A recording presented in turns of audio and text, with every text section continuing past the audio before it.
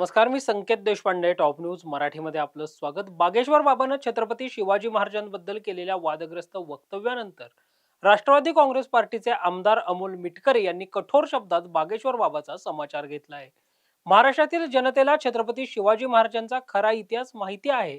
त्यामुळे बाहेरून येणाऱ्या व्यक्तींनी छत्रपती शिवाजी महाराजांचा इतिहास शिकवण्याची गरज नाही, असं अमोल मिटकरी यांनी म्हटलं आहे.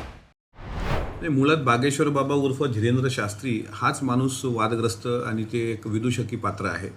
महाराष्ट्राच्या इतिहासावर आणि छत्रपती शिवाजी महाराजांच्या बाबतीत जर आपल्याला अक्कल नसेल तर तसं ज्ञान त्यांनी पाजळवू नये. कारण हा महाराष्ट्र आहे, इथल्या सर्व लोकांना सत्य इतिहास माहीत आहे. आणि तो बाबा म्हणतो म्हणून आपण खरं मानावं असं होत नाही. तो महाराष्ट्रात येतो, महाराष्ट्राच्या भरोश्यावर तो खातोय. महाराष्ट्रातून रग्गळ पैसा तो असेल किंवा पंडित मिश्रा असेल, या सगळ्या लोकांनी रग्गळ पैसा कमवून त्यांच्या पोळ्या शेकलेल्या आहेत. मुळामध्ये छत्रपती शिवाजी महाराजांच्या इतिहासाच्या बाबतीत मग आमच्या बुलढाण्याचे आमदार संजय गायकवाडांनी केलेलं वक्तव्य असेल, शिवाजी कोण होता या पुस्तकाच्या अनुषंगानं, किंवा आता हा धीरेंद्र बाबा बोलला असेल, या लोकांना एक तर इतिहास माहीत नसतो. आणि अशा प्रकारे मला माहीत आहे महाराष्ट्राची जनता काही त्यांच्या भूलथापाला बळी पडत नाही.